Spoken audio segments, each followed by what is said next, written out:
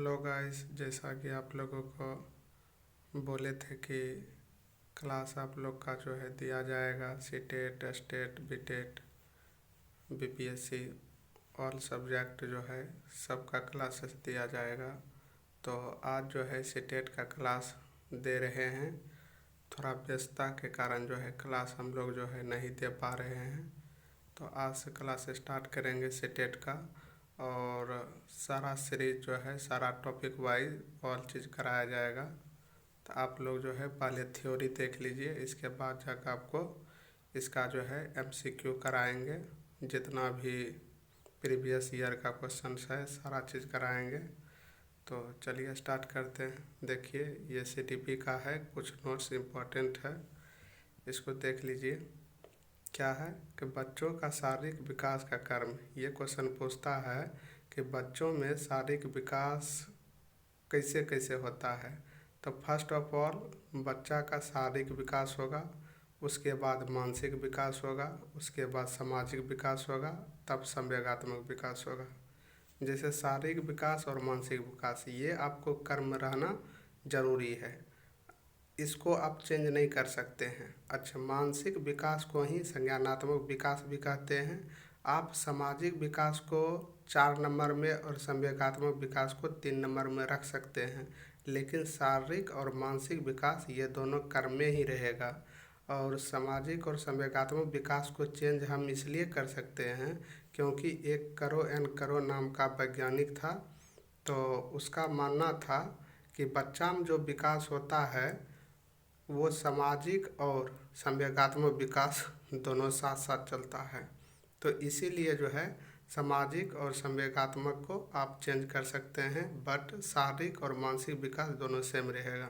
पहले आपको जो है काइनेस्थेटिक विकास होता है, उसके बाद आपको कॉग्निटिव विकास होता है, उसके बाद जाकर आपको सोशल विकास होता है, उसके बाद जाकर इमोशनल विकास होता है। उसके बाद आगे देखिए क्या है कि मूल प्रवृत्ति का सिद्धांत। मूल प्रवृत्ति का सिद्धांत कौन दिया है? तो मैकडूगल दिया है। उसके बाद जाकर देखिए, अच्छा, मूल प्रवृत्ति एक संज्ञान होता है, एक मूल प्रवृत्ति होता है और एक संवेग होता है। ये तीनों का डिफिनेशन भी जानना जरूरी है कि संज्ञान किसको कहते हैं, संवेग किसको कहते हैं और मूल प्रवृत्ति किसको कहते हैं, ये सब भी आपको बताया जाएगा। तो आगे देखिए क्या है कि शैशवावस्था।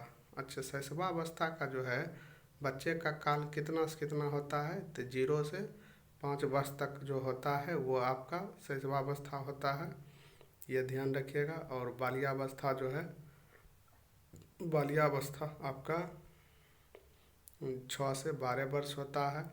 और बाल्यावस्था को 2 भागों में बांटा गया है, तो ये याद रखिएगा, बाल्यावस्था को 2 भागों में बांटा गया है। एक हो जाएगा आपका पूर्व बाल्यावस्था और एक हो जाएगा आपको उत्तर बाल्यावस्था। एक उत्तर बाल्यावस्था हो जाएगा, उत्तर बाल्यावस्था। तो पूर्व बाल्यावस्था आप इसमें नोट डाउन कर लीजिएगा, 6 से 9 होगा, और उत्तर बाल्यावस्था 9 से 12 हो जाएगा, ठीक है। और बाल्यावस्था सिर्फ पूछेगा तो 6 से 12 होगा, ठीक है। उसके बाद जाकर देखिए किशोरावस्था। किशोरावस्था जो है आपका 13 वर्ष से अधिक होता है, ठीक है। और शैशवावस्था को जीन पियाजे के अनुसार पूर्व संक्रियात्मक अवस्था में रखा जाता है, और बाल्यावस्था को मूर्त संक्रियात्मक अवस्था में रखा जाता है। ये जो नोट्स है, ये नोट्स को अच्छी तरह से पढ़ना है क्योंकि सारा कंटेंट इसमें दिया हुआ है। आप जो है इसको अच्छी तरह से पढ़िएगा, इसको समझिएगा। अगर एक बार में वीडियो समझ में नहीं आएगा तो इसको 2 बार 3 बार देखा कीजिएगा, ताकि जो है कॉन्सेप्ट आपका बना रहे, रिदम बना रहे।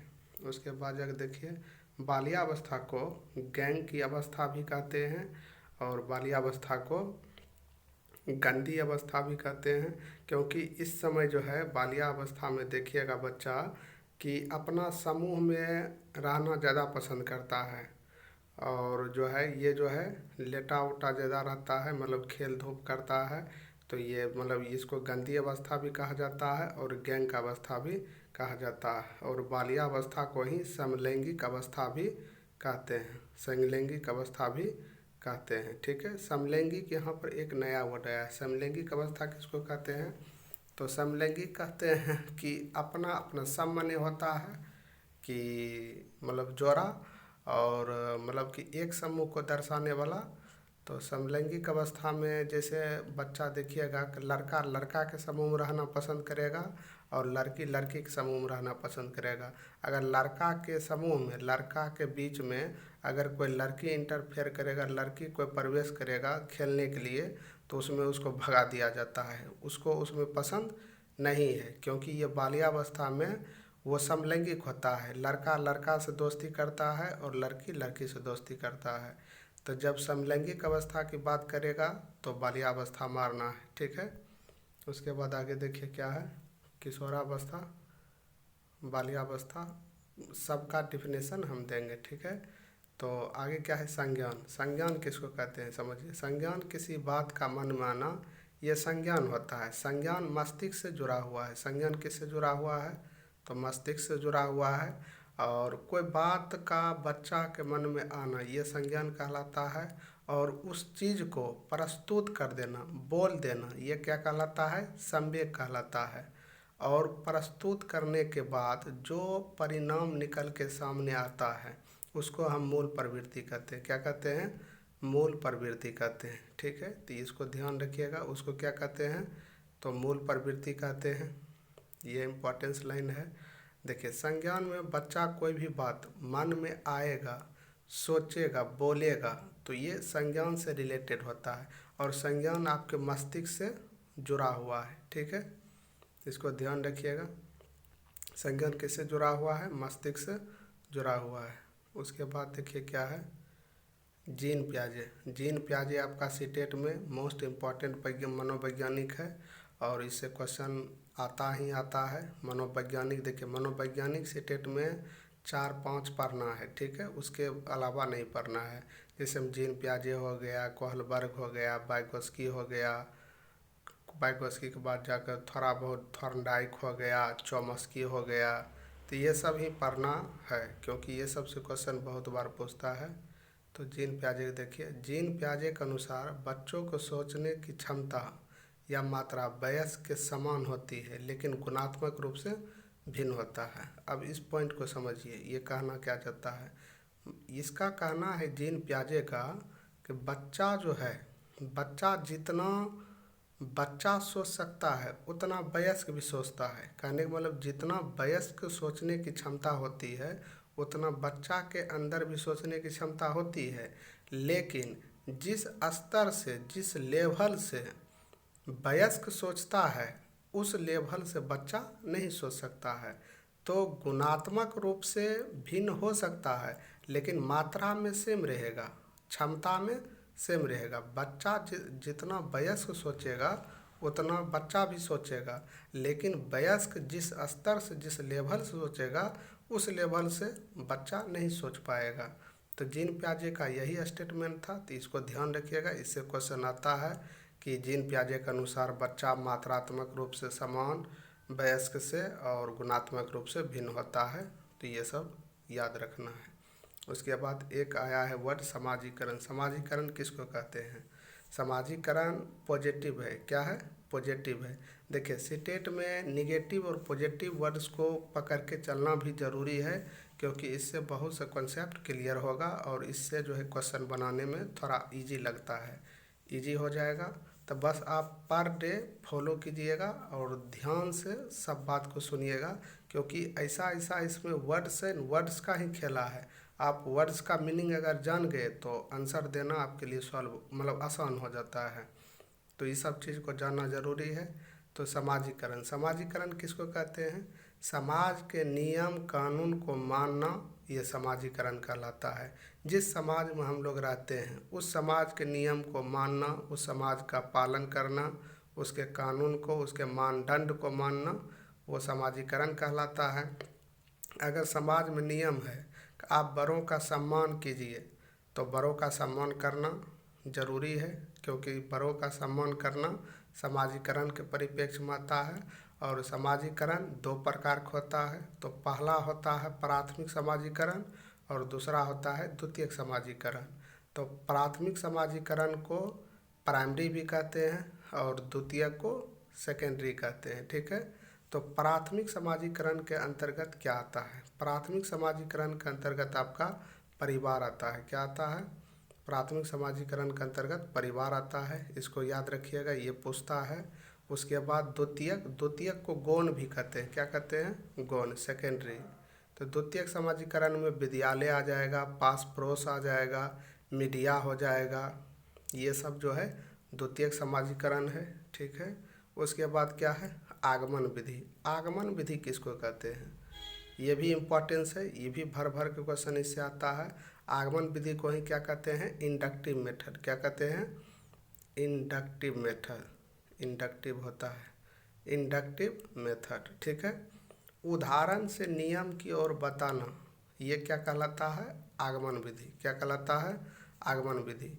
बच्चों को इसी माध्यम से पढ़ाना चाहिए। बच्चा को किस माध्यम से पढ़ाना चाहिए?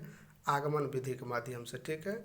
और बच्चा को उदाहरण से नियम की ओर बताना चाहिए। मान लिया जाए बच्चा को अब संज्ञा पढ़ाना है, तो संज्ञा पढ़ाना है तो संज्ञा कैसे पढ़ाएंगे? तो फर्स्ट ऑफ ऑल क्या करेंगे? बच्चा को कहेंगे कि बच्चा जो है, आप जो है अपने आसपास का सारा चीज़ को देखिए, आपके आसपास क्या है?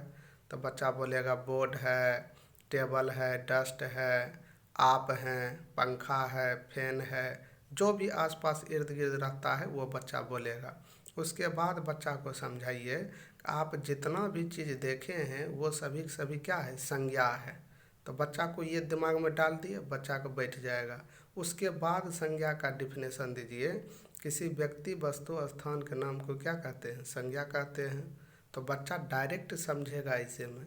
तो बच्चा को हर हमेशा ऑलवेज आप आगमन विधि से ही पढ़ाइएगा और यही विधि से बच्चा समझता है। तो सीटेट में जब भी आपको क्वेश्चन आता है तो आगमन विधि और निगमन विधि से क्वेश्चन बनता है, तो इसको ध्यान रखिएगा। तो आगमन विधि आप लोग आई होप समझ गए हैं। आगमन विधि किसको कहते हैं? तो उदाहरण से नियम की, और ये आपका बेस्ट मेथड है, इसी मेथड से पढ़ाना चाहिए बच्चा को। उसके बाद क्या है? निगमन विधि।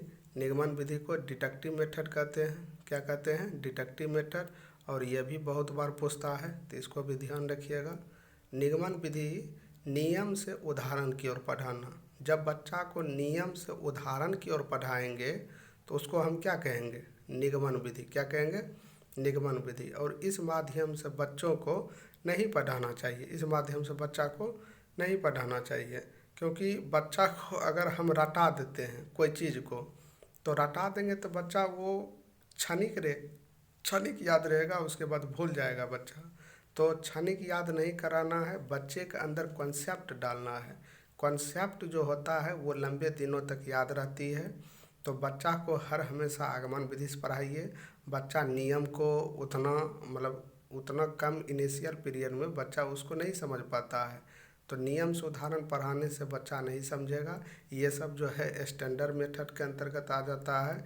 ये सब जो है आप ये क्या कहते हैं कि 8 क्लास से ऊपर के बच्चा को आप निगमन विधि से पढ़ा सकते हैं, बट 1 से लेके 8 तक में आप निगमन विधि का यूज नहीं कीजिएगा, ठीक है। और नियम से उदाहरण बच्चा को पढ़ाना ही नहीं है, और जब भी पढ़ाएंगे तो आगमन विधि से, इंडक्टिव मेथड से, ठीक है। तो आज इतना ही रहने देते हैं। उसके बाद इसी तरह आपको जितना थ्योरी है, टोटल का टोटल थ्योरी आपको यूट्यूब सेशन पर कराया जाएगा। आप इसको अच्छी तरह से देखा कीजिएगा, तो धीरे धीरे जो है आपके अंदर कॉन्सेप्ट आ जाएगा। उसके बाद आपको प्रैक्टिस करा दिया जाएगा टोटल क्वेश्चन का। तो आज इतने रखते हैं, ठीक है।